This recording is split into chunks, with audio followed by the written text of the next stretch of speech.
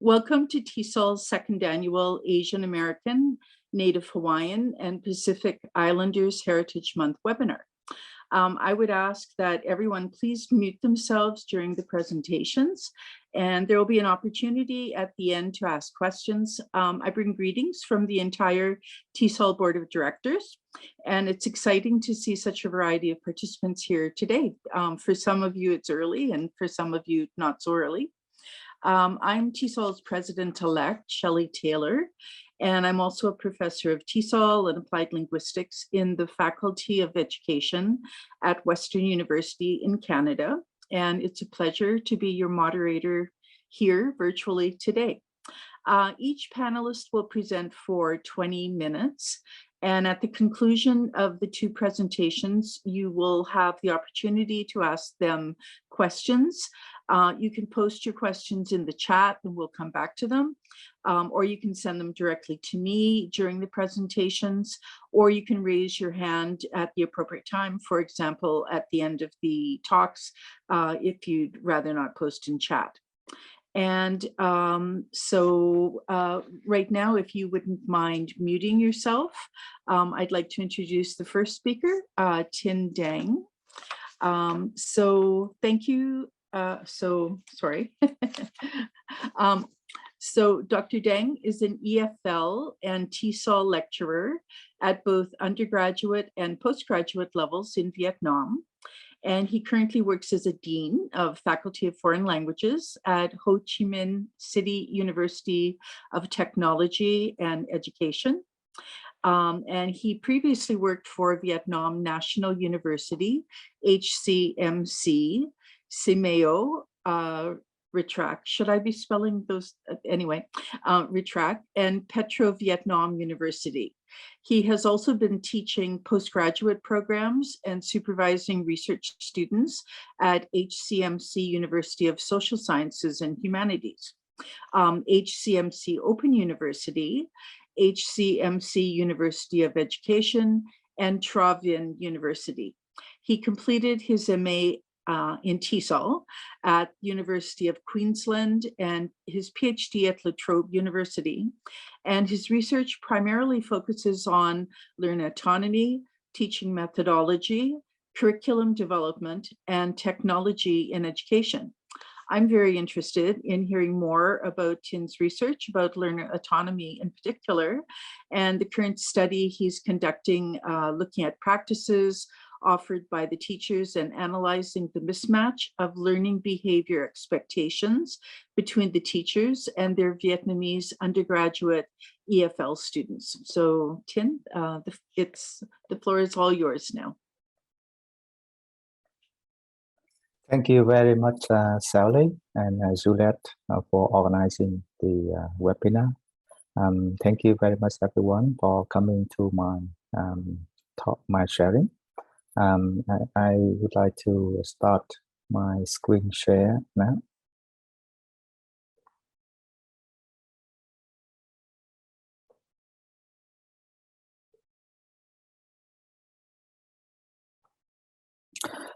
Since I have 20 minutes, I will try to walk through the presentations so that I would be able to share with you some of the information that I get from my teaching experience so far, especially in the context of emergency online teaching. I call it the quietness, simply because it is a kind of silence, but not complete, not completely silent. We can still see a little bit of noise over there, but it is very little. I would like to structure my presentations in 4 C's. Simply, it is only for remembering. The first one is about the concepts. I would like to introduce a couple of concepts relevant to my research. The second one is about the situations that I use for my study. The third one is try to understand it. And the last one is to come up with some conclusions. First of all, I would like to look at the phenomena that I'm going to investigate. What happens with the online learning classroom so far is that basically the students, they don't put their camera on. That's what we often see. Just like, for example, what I can see from now, I can see very few people put on their camera, particularly when they are listening, right? So the same thing happens with students. So during the class time, normally the teachers would put the students into groups, and just look at the situations of two groups here. For example, in the green groups, after putting the students in group for the discussions, the teachers would be able to hear some discussions from them. So basically, they are interacting with each other, talking about the task that they are supposed to do. However, in the other group, for example, there is very little noise over there. We're not quite sure about what they are actually doing there, because the evidence is for the communications is not clear. And then that is what I need to look at. So I would like to understand when there is very little noise in the discussion group, in the online learning space, and then whether the students, they are learning or they are not learning. To be able to understand the situations, first of all, I would like to introduce some of the concepts to you. First one is learner autonomy. So the learner autonomy, for the concept, it includes three processes. The first one is initiating the learning process, the second one monitoring, and the third one evaluating the learning. Initiating the learning process, for example, the students identify and set goals for their learning. They make plans, they create agendas for their learning journey. Select appropriate materials, for example. Monitoring, for example, they carry out their learning activities.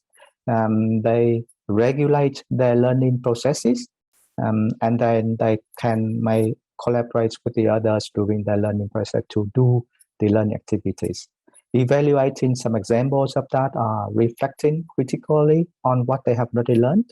They may evaluate the learning outcomes and they try to correct the mistakes, and then they come back and initiate their new learning objectives. Okay.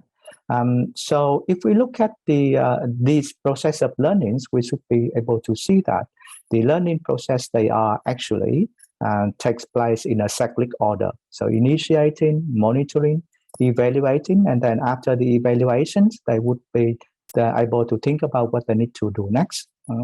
And the ability to control these three main processes is called learner autonomy. The second concept that I would like to introduce to you is the discussion activities in the EFL language learning situations. The activities that normally we introduce to students should be collaborative, challenging, and facilitative. Okay. Collaborative basically means that the students alone, if they work alone, they cannot complete the task. They need to exchange the ideas, they need to work with the others, because the main purpose of the language learning activities is to get the students to produce the language in a specific context to improve their English language proficiency in general. So collaboration is very useful for their communication. It should be a little bit challenging because if it is not challenging enough, for example, and then maybe it is not motivating enough. So the students are, so the tasks normally are given to students. Those tasks would require some kind of effort for students to be able to achieve. And the last one, it is the support from the teachers and the peers or the resources for the students to carry out the learning activities effectively. I would like to draw your attention to the communication simply because it is the main focus of the evidence for learning that we often expect from the students. So basically what happens is the sender, they need to encode the message and deliver the message to the receiver. And the receiver decode the message and then respond to the sender. What happens in the online situations that I am investigating in this situation is that the sender of the message sometimes they don't do it. Right? They don't actually deliver any kind of message to the others, and even sometimes they deliver some simple messages like "Hi guys, how are you? Can we work on the task? What do you think about this?" For example, and then they receive no feedback, no response from the receiver. So that's why we will not see the actual noise communication that we can see from the students. The learning space. Sorry, I'm talking about the barriers first. So for the communication barriers, there are basically 5 groups of barriers that may hinder the facilitations or the carrying out of the communication. Technical, semantic, psychological, cultural, and personal. And then I would I would not talk very much about technical, simply because it is something that we cannot avoid. Okay? And then if we can would like to improve it, and then it's not really a big issue. But I would draw your more attention to the psychological and cultural issues, because I think that it reflects the cultures of Vietnamese communication, particularly when it goes online. I will come back and mention this a little bit towards the end of this study. The next concept that I would like to talk about is the learning space. To explain the concept of learning space, I need to draw your attention to the difference between learning space and learning place. Even though it is a learning space or it's learning the place, the learners, they need to engage in that situation. However, if it is a learning space and then it does not attract the mental engagement of the learners, and if it is a learning place, and then it should be able to attract the mental engagement of the learning and the mental engagements of the learners. To make it very simple, we look at the 2 students here. The first student thinks that the first student stays in a learning space. If it is a learning space, so basically the student stays in this learning situation, but then thinking about something else. So thinking about a holiday, or sending a text message to his friends, for example. So he is physically stays in this space, but mentally he's not in this space. And then so if it is a case, the place where he is staying at, it is a space, it's not really a place. A little bit different from the learning place. If students consider it to be a learning place, so basically they stay in that place, and then they also carry out the learning activities in that space. So basically they think about the task and they care about the learning. I will go back to this concept later on when I explain the findings of the studies. So to sum up, when we put on the concept together, it is a virtual learning space when the students are given discussion activities. And then the question that I would like to pay attention to is if there is no communication, and then is there any kind of behavior of learner autonomy over there? So actually, do the students do the learning, and whether learner autonomy is facilitated in that kind of situation. The second part, I'm going to introduce to you the research questions that I have. The first one is how is students' quietness in online group discussion activities relevant to the behaviors of their learner autonomy? The second one is to what extent is students' quietness relevant to their perceptions of the online learning space? Due to the limit of the time, I'm not going to focus on both, but just the first one. The synchronous tools that I'm using for my study, it is classing. Classing is just similar to Zooms or Google Meet or things like that. The advantage of that is if we look at this is the layout of the breakout room, and then if we closely look at one room, we should be able to see that it has a function called observe. This observe function allows the teachers to hear what is going on in the group discussions without entering the group discussions. If we look at here, like in Zoom, when the teacher comes in to a breakout room, the students are notified and they know that the teacher comes to the room.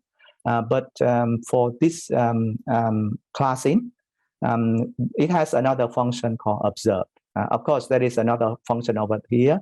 It's a join group, and then the teacher can actually come in the group.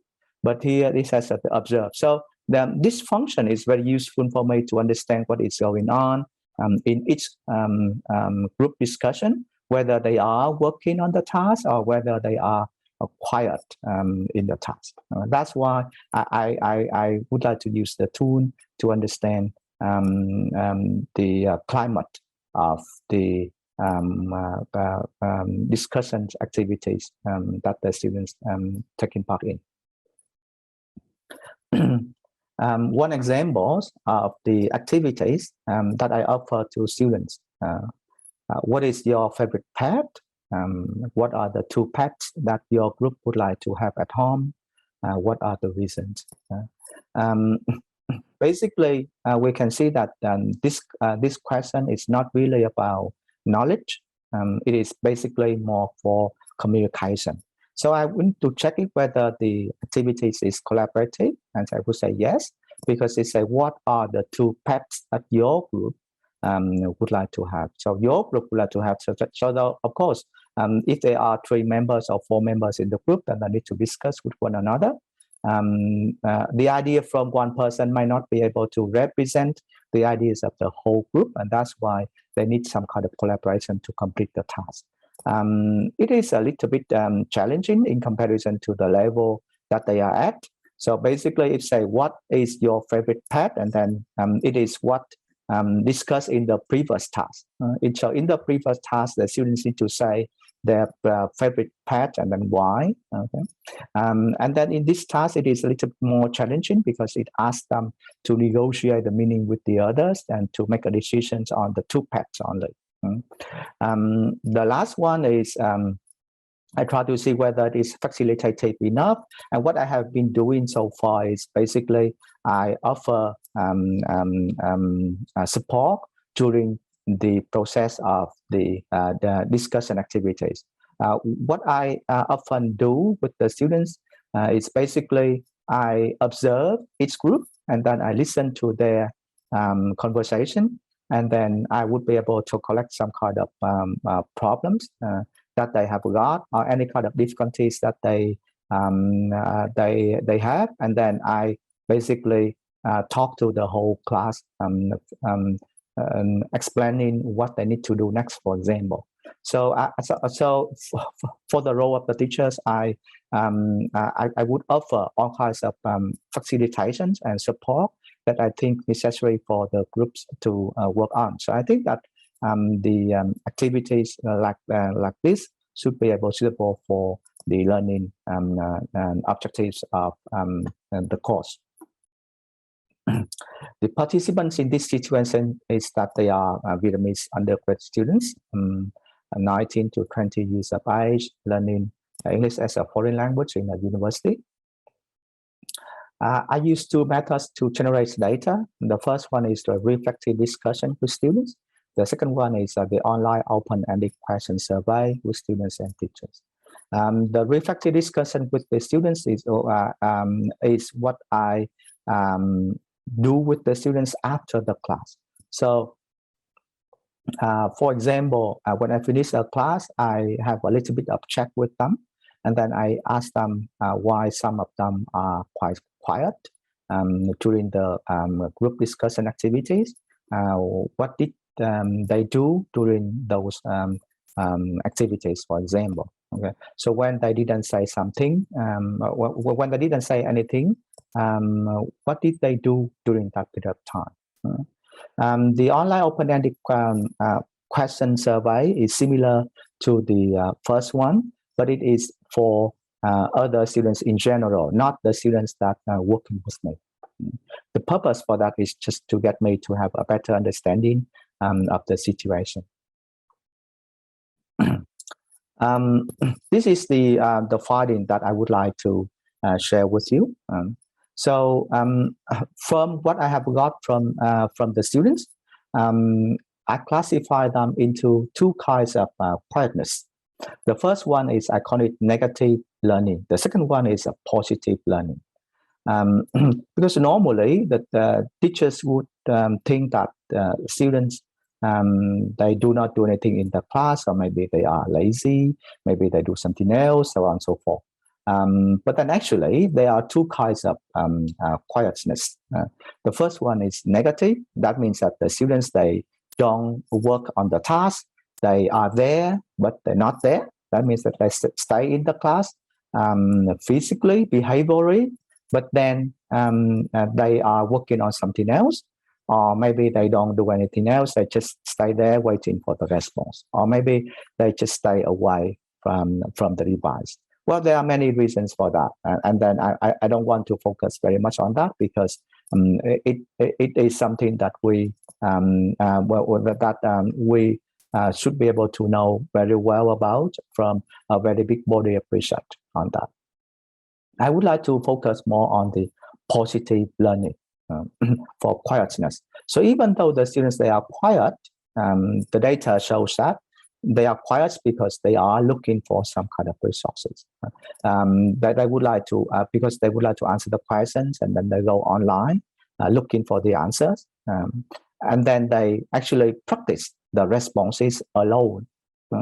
And then they maybe they are checking the responses. So for example, if they like cat, and then they say that cat are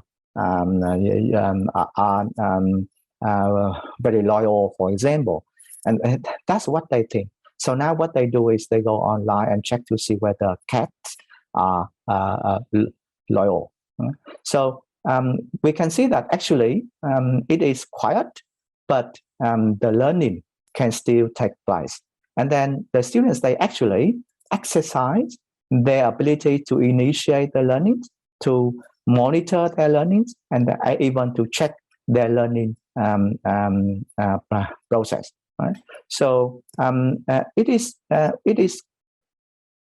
something that teachers often look over, because the teachers, they often think that the students, when they don't discuss with their friends in their groups, so basically what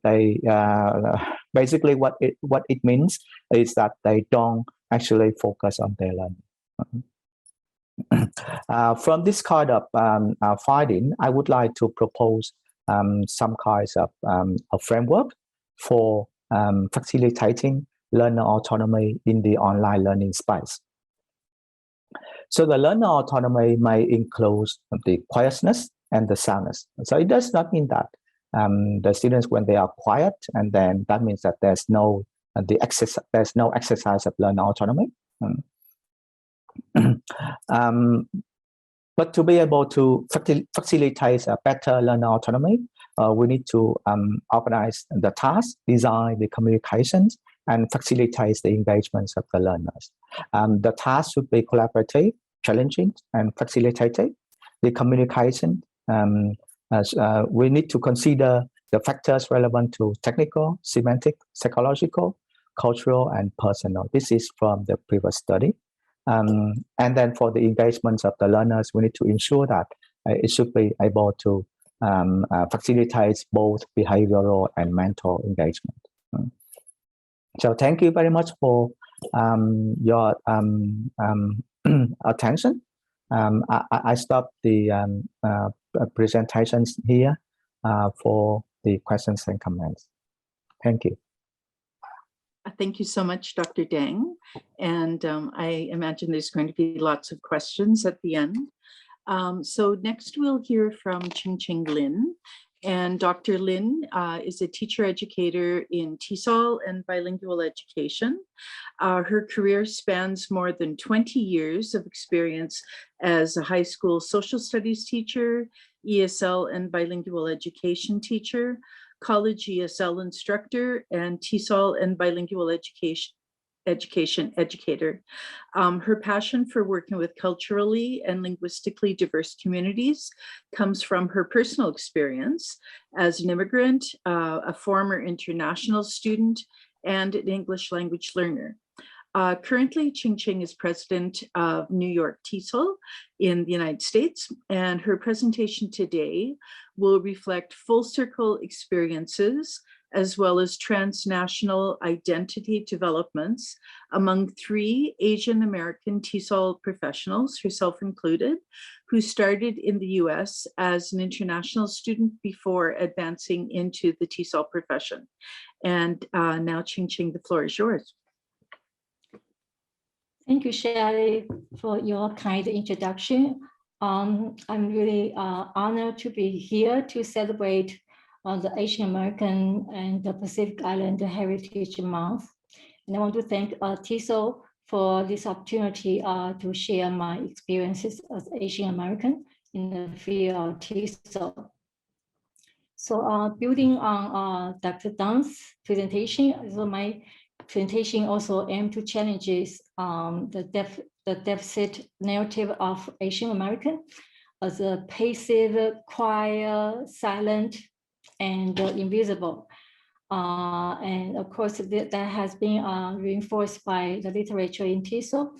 So I hope my presentation strive to provide us some new insight into the mind of Asian American in their career development and personal journey. So now I'm going to share my PowerPoint.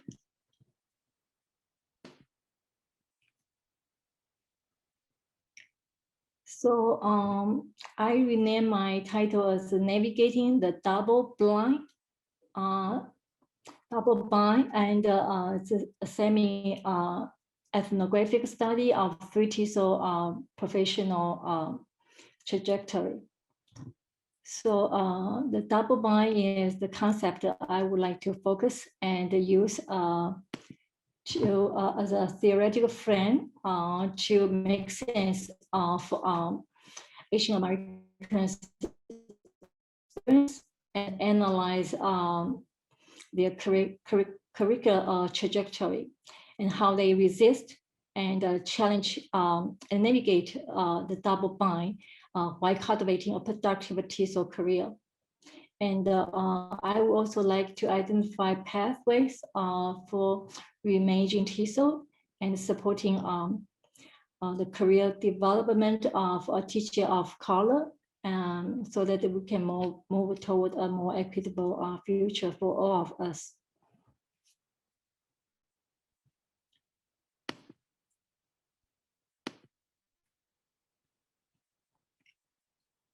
So this is a brief introduction of us. So the study included 3 professional Asian American professionals. Myself, one of them is myself, and I'm from Taiwan. And Lin Feng, many of you probably know her. She is the director of Ajuling Academy, and also the chair of Affiliate Network of Professional Council. And Jie here, pseudonym is used for him, is assistant professor in the education department at the college in New York State. And then let me tell you a little bit about how I get to know them. I know them through social media. When quarantine and isolation during the pandemic have compelled us to become more active in building our own professional network. So I have been following Lynn on Facebook, and I enjoy reading her posts relating to our common field, but I also enjoy her personal posts where she generously led us into her family and her precious daughter's language development and her garden. And with Jie, we have collaborated on a book chapter and other spin-off project. So we are all international student, original international student, and we are all currently working in the TESOL field. So before I move on, I would like to gauge your reaction to this statement that was said to me when I was a social and ESL teacher at the high school level. So, a white English-speaking ESL colleague, she said to me, why we are colleagues and share the same room. And she said, oh, Chinese students are so good. They study and they never give you any trouble. So what the question I want to pose to you is this statement a praise or a burden for Asian Americans? So if you can kindly put your response in the chat, I would be very curious about your reaction.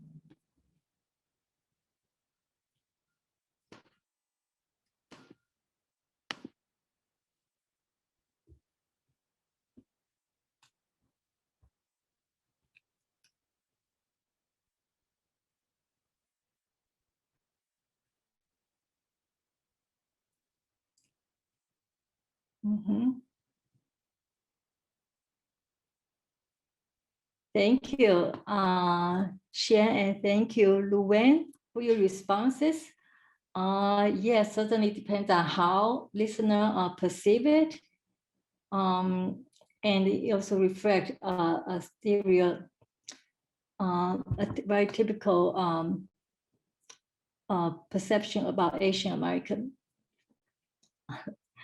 So yes, some of them say it's a burden. Okay, so now I want to share my reaction. So I know it was meant to be a compliment, because the speaker I know is a very kind person. So I even though I smile, I just didn't feel it's very empowering. I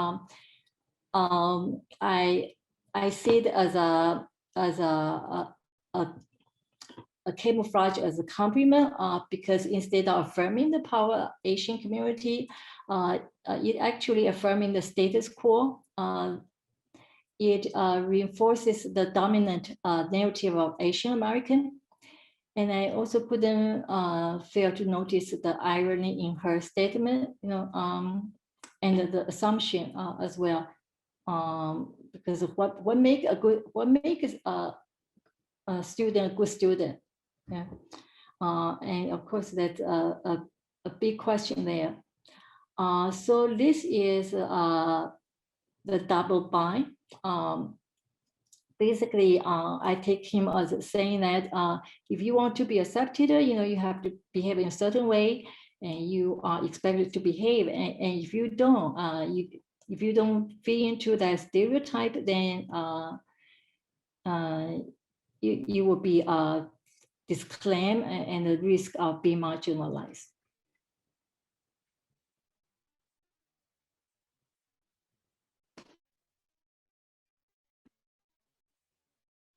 So the double bind originally is the psychological concept proposed by Bateson, Jackson, Haley, and Wickland.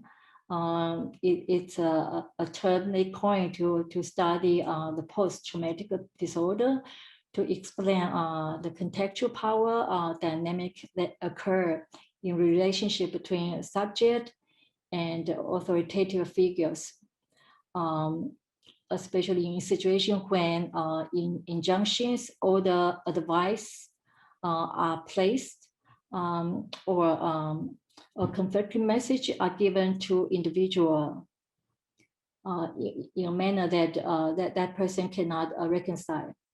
And then Chinston and Ogawa also expand this framework. They understand it as an individual's need to reconcile oppositional conflicting tension between the personal ties and systematic tie.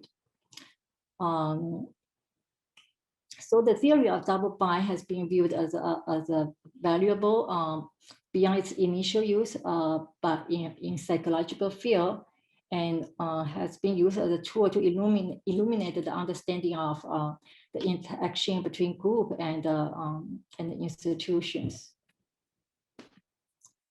So, and the double bind also have been used in educational field to study the minoritized communities, interaction with authorities. So, for example,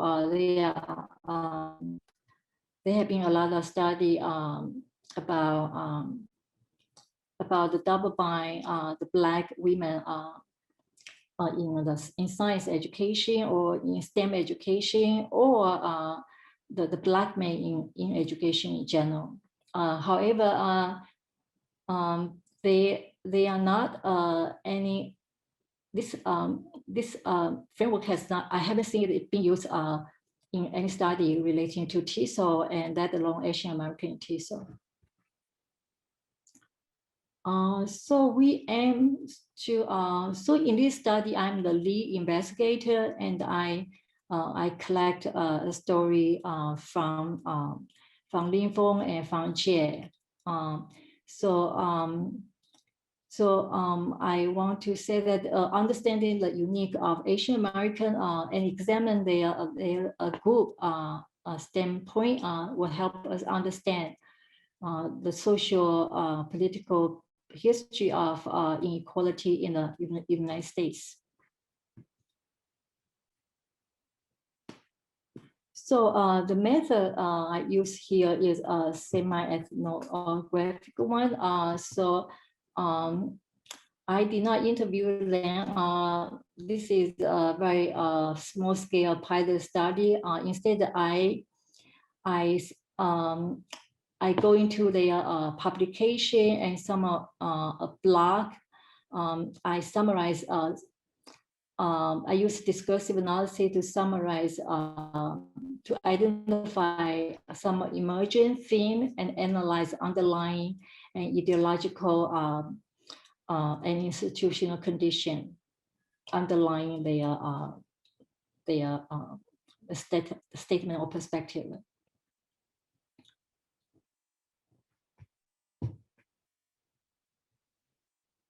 So theorizing our, in addition, I also theorizing our practice as a strategy development, and I identified the pathway that we follow to navigate the double bind that confronting us in the field, and how we revision TESOL as a discipline.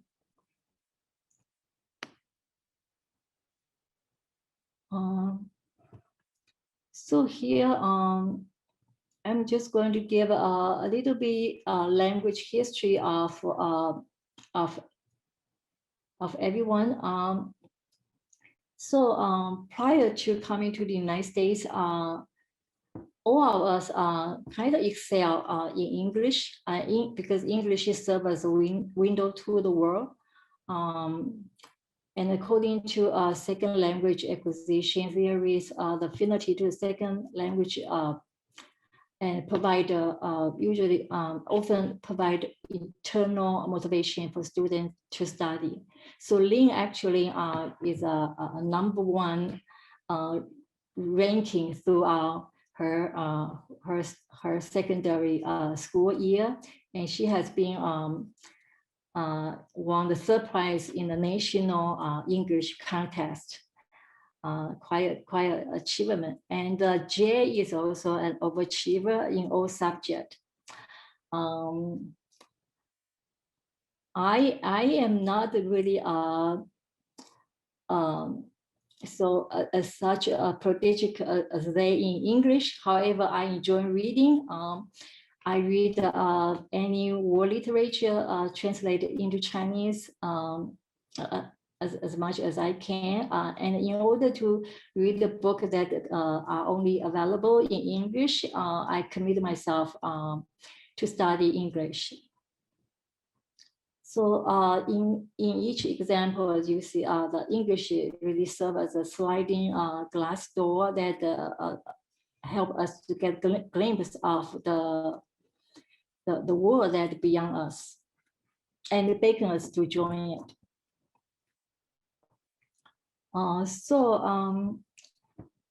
So according to the second language acquisition, not only we develop an effective affinity with English, but also the culture that it represents. So for example, we all come here to pursue a higher education in America, and we want to become a more knowledgeable person, and we certainly like to travel, and we want to be part of the country, and we want to foster general friendship with member of the group that we are surrounded, and we would like to interact with the culture and become part of the culture. So the aspirational aspect of second language acquisition make English more than just a tool for us. It also become a value that continue to inspire our growth and our development.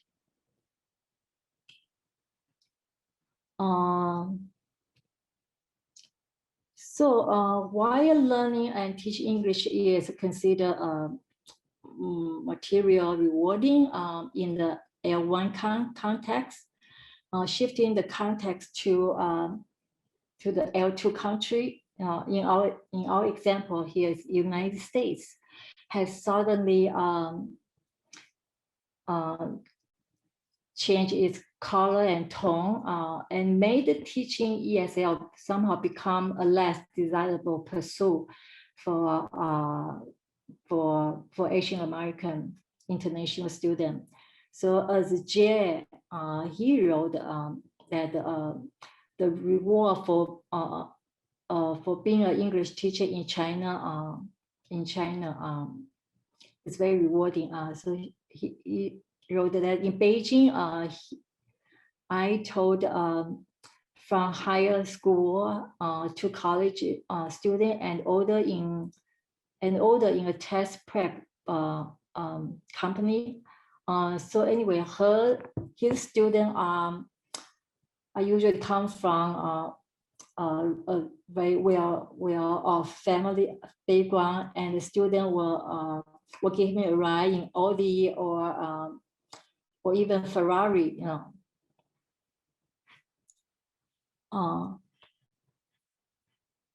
However, in the teaching ESL, teaching English to the to L2 population is different. So so this is reflected in Lin's story. She reported that teaching L2, teaching English to L2 in the United States can carry a stigma she wrote in her blog, she said in a blog that titled "Just an ESL Teacher," because she once heard people say that to her, she's just an ESL teacher. And her another friend commented, but you wouldn't just say that another person is, you wouldn't say someone is just a surgeon. So the statement "just an ESL teacher" reveal that the stigma with teaching English in the United States lies in the stereotype that teaching English as a second language is a facial task because the deficit view often attached to the multilingual community in the social context for the United States. Sorry, I just want to be mindful about the time. Yes. Okay, so so the stigma associated with English profession is more pronounced in Asian American, simply because Asian American often operate in a very narrow bound of their own success frame, and achievement is often linked to the social hierarchy, upper mobility, and power. And the reference group for success is not just a middle class white people. They often compare themselves with their co-ethnic peer. And the prevailing stereotype of Asian American is if you're Asian, you have to be a doctor, a lawyer, an engineer, a scientist, and otherwise you are kind of failure to your own people. So the double bind in this example show that the tension between the personal ties and the systematic tie, and also the intersecting of the language identity and power. So the understanding of our trajectory, to understand the trajectory we take to become a TESOL professional, we need to understand that the choice of TESOL often take a lifelong struggle and journey to bring us to that point. And this is illustrated through my own story. When I decided to go back to the doctorate degree after a few years of teaching, a professor in a admission committee gave me advice at the end of interview. He advised me to choose a dissertation topic that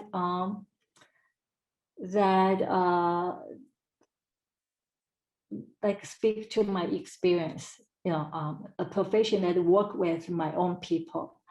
And even though I thank him, but I was really taken back by what he said to me. And I was stunned to hear that advice, because for the first time, I experienced the tension between how I see myself and how other people see me.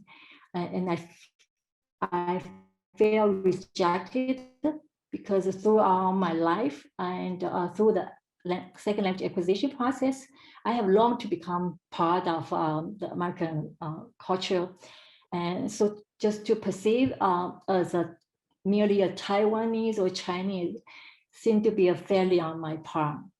So the identity development we developed toward English through the language acquisition process is systematic. It influenced the way we see ourselves and also inform our career choice. And very often we foster our identification with American culture at the expense of renouncing our own culture. So it took me many years to articulate how I feel, and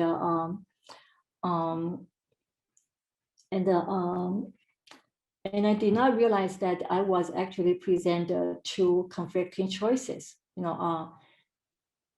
whether to become between a career path that I aspire or a career path that I was told I should have taken. So which one is real me? So for years I have been debating this with myself, because it seemed like no matter what I take, it will present a dilemma for me. So, but now I know that they are forced choices.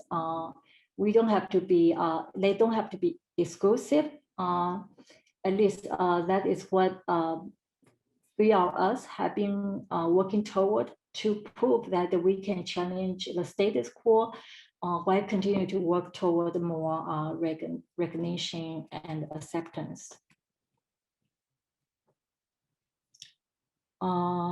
So the double bind, while restraining our agency, ironically, it can also help us explore and strengthen or shift our identity. And many Asian American TESOL professionals has adopted their identity because our shared history of struggle and achievement. And this is reflected in Jay's story when he recounted the story of arriving in the United States and working with multilingual communities. His students are often accomplishing their own country. However, because of language barrier, they could not pass the test or the certification test, and his compassion, he developed empathy and compassion with that group, and they help him to shift his identity as educator. He realized that as an educator, we have the power to consciously and intentionally shape our own identity for our students.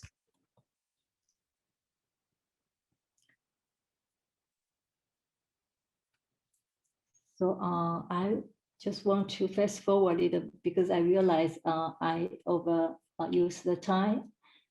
I exceeding the time.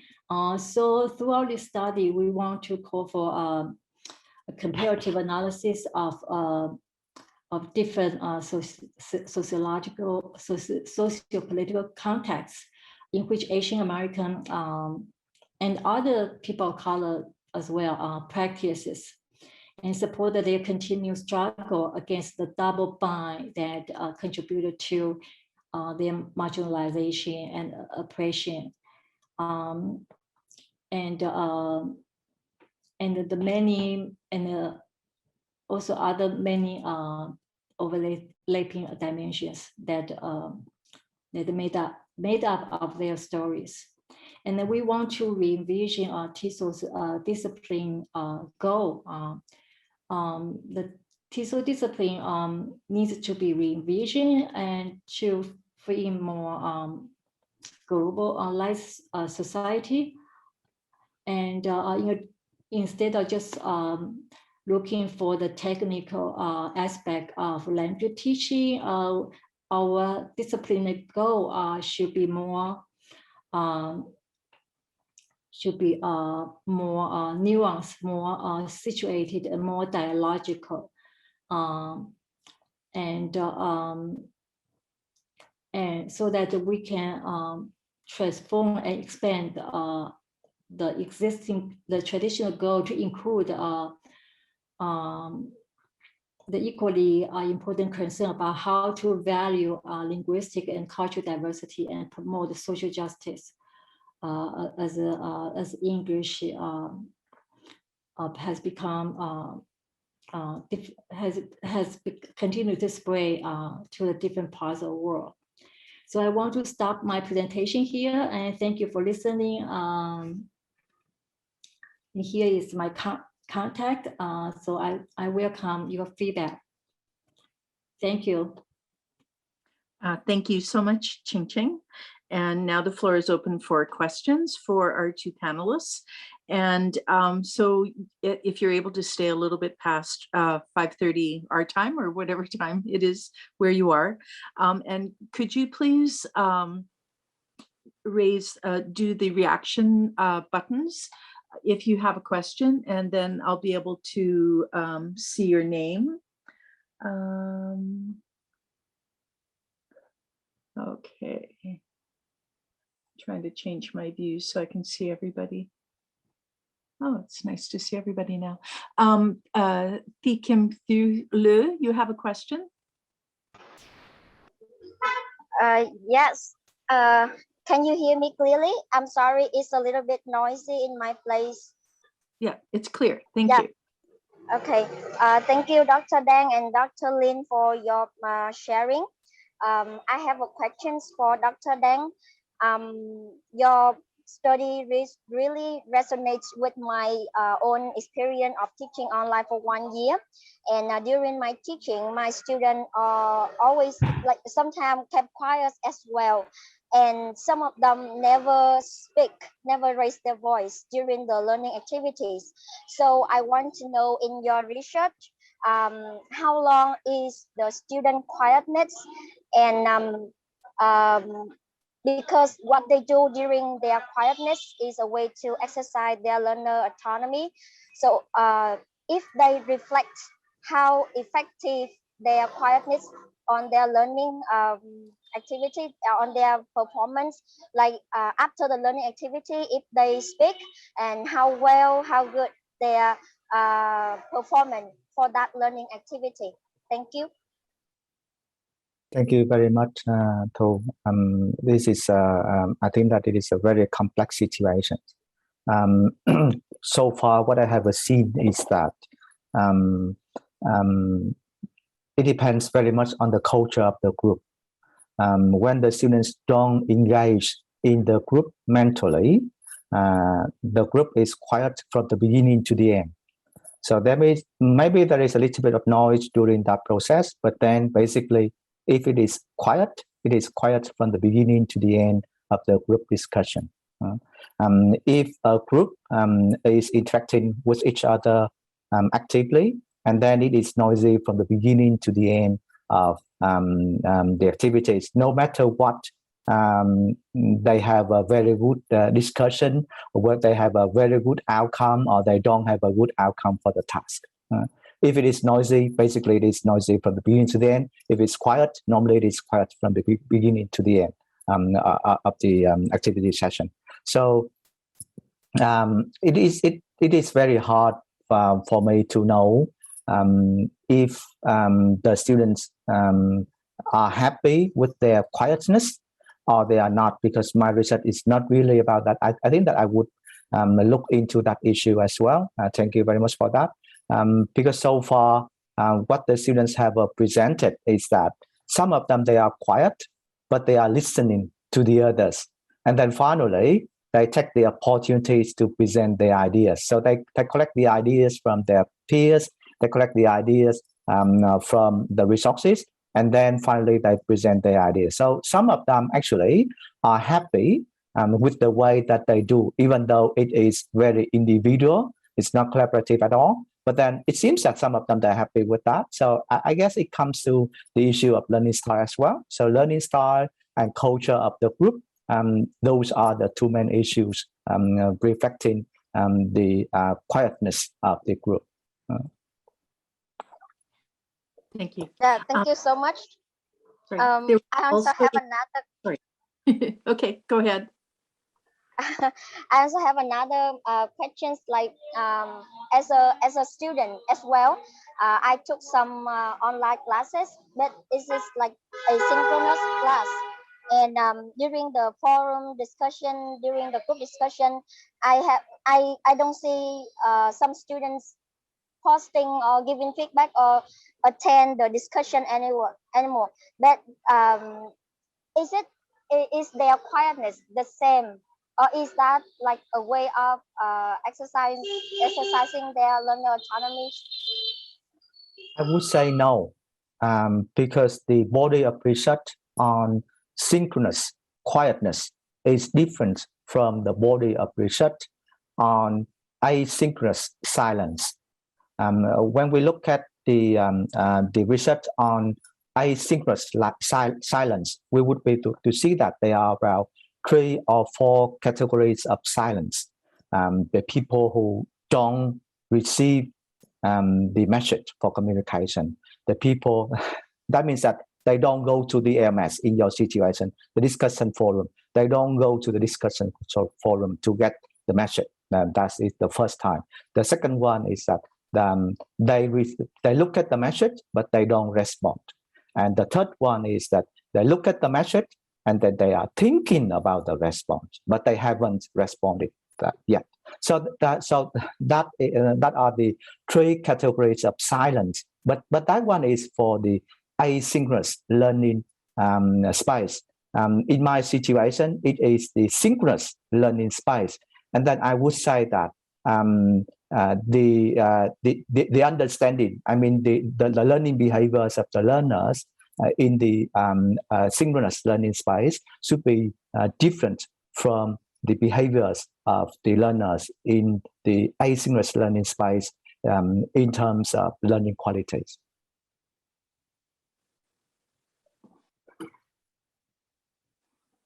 Okay, thank you. There was an earlier comment by Deborah Short to Ching Ching.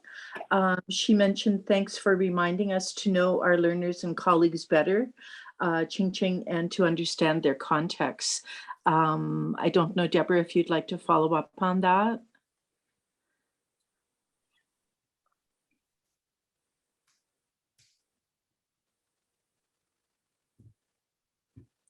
I have a question for Ching Ching. I'm wondering, with the ethnographic approach, how would it's new and it's coming more and more. What do you see as the greatest benefits to get at the findings that you got at?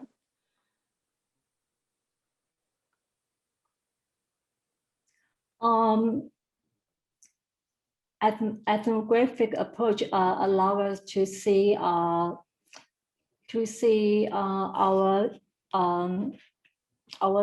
career development from a historical point of view, and to see is as a live experiences, and allow us to examine more contextual factors that contributed to our experiences.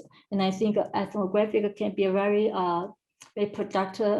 productive and fruitful qualitative research method, and allow us to discover instead of just computing data, it actually allow us to engage in the meaning making process, and can also lead to very productive dialogue between the participants.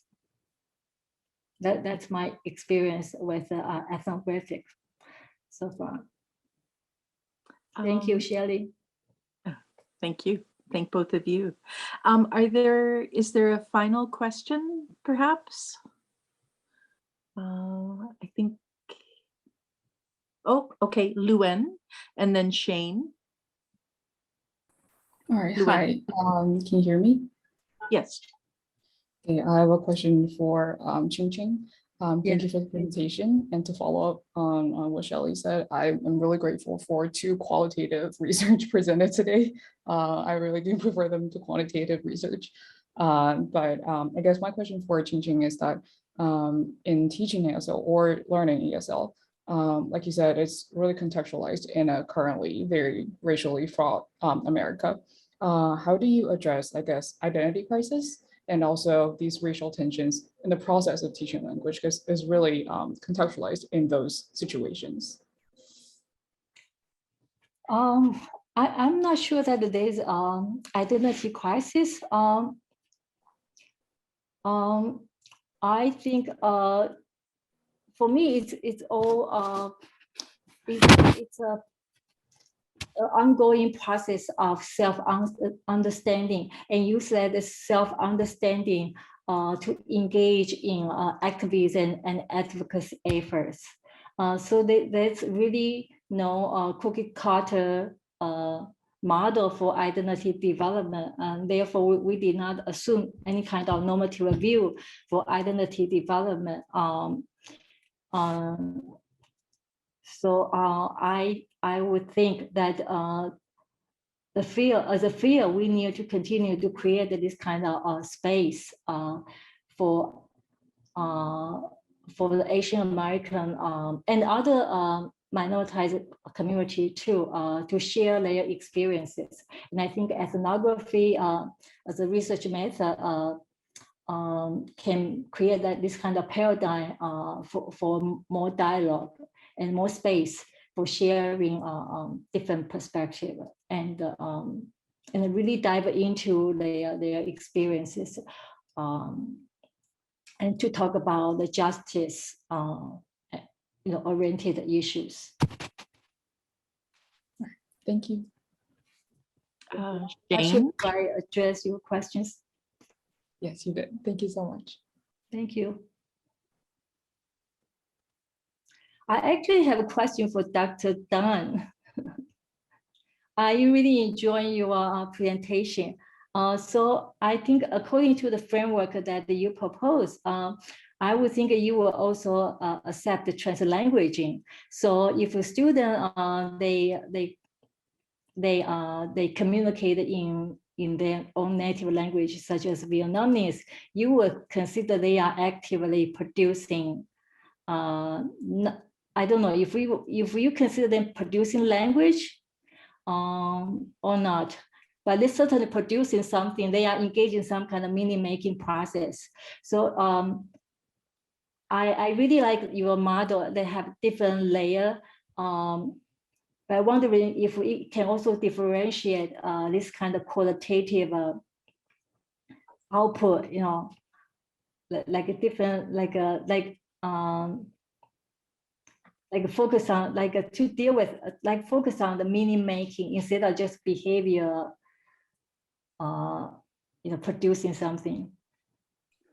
Thank you. Well, normally what happens is they communicate in English because it is the English language class. And normally when they are communicating with their friends online in the group discussions, basically they use English. So it is quite rare to see any group discussions in an English language learning class, and then they use Vietnamese. Even though some of them may use a couple of words in Vietnamese, it can be considered to be translanguaging. But then normally it's not really about translanguage. I think that it is more about code switching sometimes.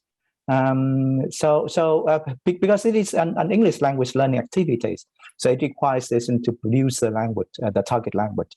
And then I think that the students, they are fully aware of that. So normally they, if they make shows, for example, and then maybe they can put some Vietnamese in, but when they talk about the task, basically they use English. Yeah. So far I haven't seen very much about the presence of the native language in the English language learning class. I guess probably because these students, they are fully aware of the situations, and then their English language proficiency somehow is adequate. That's enough for them to do the basic communication in English, and that's why it's not a big problem. Maybe it becomes a problem with the target language in a very low level of English language proficiency classes. But because these students, they are somehow at the pre-intermediate level, so they are okay with their English sometimes. So code switching is evidenced, but not very much about the use of long chunks of text in the native language. Okay, and we'll have one Thank final you, by Shane Drews. Please. First of all, I would like to thank TESOL for finally offering a seminar, and the speakers for offering a seminar at a time that works for those of us who live halfway around the world. This is one of the first that I've been actually able to attend, because you are presenting it at a time where it is 5:42 in the evening for me. So thank you very much for finally doing that. Second of all, I'd like to apologize for arriving late and missing the first part of Dr. Deng's presentation because I had just come from my online class. But when I did listen to the rest of your presentation, there was something that really bothered me, and I tried very hard to keep my mouth shut and leave the presentation, but I just can't do it. I do realize that you're gearing toward those who are living in the US, and that you're talking more to the teachers who are working and teaching in the US. But I think when you are talking about Asian learners in particular, okay, because of having had lived in Asia for so very long now, that one of the things you might need to realize about the silences that they take is because they don't really know what they're supposed to do because they've never been able to open their mouths in the past. So the class that I came from was a freshman class. So these are first-year students, and these first-year students have never been allowed to talk in the classroom. And they are English majors, so of course now they have to do that. But I also teach non-English majors, and these students are not used to the kinds of ways that are being used to teach in the US. Those are not things that are very well used, at least in my situation, and that refers to you, Dr. Lin, because I'm in Taiwan. So they don't have these ideas. They don't know what to do. They have never had to do these kinds of things because the teacher was just the presenter and the student was just the listener. So when you're talking about these silences and they're off in their little breakout rooms and they don't know what to do and they're silent, it's because they don't know how to approach what they're supposed to do. And that's why they're silent. At least for those students who are not Asian American, but those students who have just immigrated and they've just started their education in the university system there. Because when I talk to students who have gone on even to their master's degree after they finish with their bachelor's degree, they still encounter things that they've never had to do in their bachelor's degree in English, the ways that are being taught in Western countries that are not being taught here. And this contributes very much to the silence. And I didn't hear that part when you were talking about these different kinds of silences and why the silences are there. So it's not necessarily a question, it's more of a comment that you think about why these silencers are there and that these silences can be quantified and qualified in particular ways without looking at where the students had come from. Thank you for listening. Okay, well, first of all, I think that I need to make clear that these students, they are Vietnamese students studying in Vietnam. They are Vietnamese students studying English as a foreign language in Vietnam. It is not the students studying in the US or UK or anywhere else. That's the first one. The second one is that the silence or the quietness includes two types as the study suggests. So it can be positive learning and can be negative learning. My concern is more about the positive learning in the quietness. Because when we look at the silence, the assumption is that the students, they don't do anything. Their microphone does not work. They do not understand the instruction. They are not happy to share their ideas with their friends in the group, so on and so forth. So there are a lot of issues relevant to their silence. And then that's what I call the negative learning silence. The kind of silence which does not include any kind of learning, which is not useful for learning. But then my study is focused on the positive learning, the positive learning from the silence. And that's why I'm looking at what the students actually do when they are silent. Because when the class goes online, the teachers cannot monitor that. Which is a little bit different from the situation in the physical classroom. If it is a physical classroom, the teachers can actually see it and then get the students back on track. But then here, it is online. So the study is more about understanding what the students do when they are not interacting with other students in the group, in the online learning class. Does it make sense to you, Sam? Yes, I do.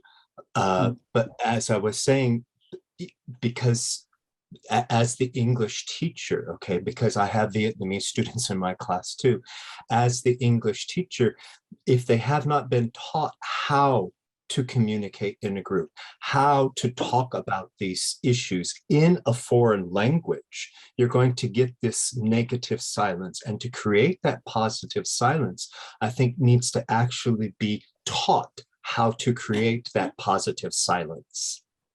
Otherwise, it will always be negative silence, in my opinion. Yeah, I agree with that.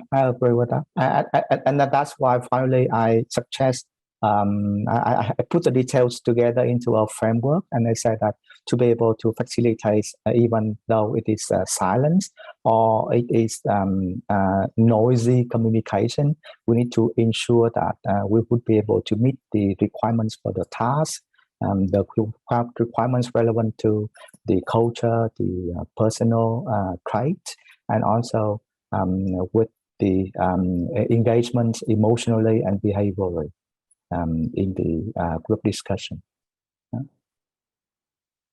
Relevant to the students' experience of the discussion in the group. I guess probably I go with the assumption that the students, they are fully aware of that. In my situations, the students, they are fully aware of that. They know that when they need to listen to the teachers and when they need to do group work activities or pair work activities. Probably they haven't been so familiar with that in the learning context in the university that I am looking at. So that's why probably I didn't explain that very clearly. Thank you. And thank you again for both presenters for finally talking about something that I can totally relate to. So thank you, Teasel, and presenters. Thank you. And that's a very nice way to wrap things up. Thank you, all the participants, and especially Ching Ching and Tin for presenting this morning or this evening, depending where you are. And before we go, could everybody please post your appreciation in the chat? And as of next week, you'll be able to see the recording of this talk in tsol.org. So thank you so much again. Thank you very much, everyone, and bye-bye for now.